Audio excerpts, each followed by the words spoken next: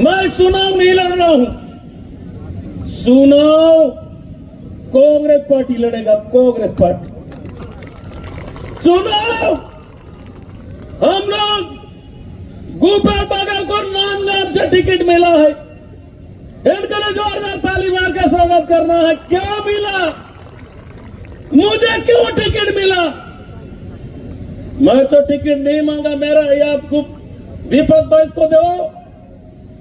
अगर प्रदेश अध्यक्ष है, हमारा छत्तीसगढ़ का सबसे बड़ा नेता हुई है, 11 सीट जीताना है। अगर तकलीफ होगा तो मेरा बेटा को टिकट दो। मैं बेटा के लिए डौकी मांगने गया बुआरी तो मेरे को सौंप दी। सही बात है कि नहीं? तो इसलिए हम लोग इसलिए देश का चुनाव गोपाल बागल इसलिए कर रहा है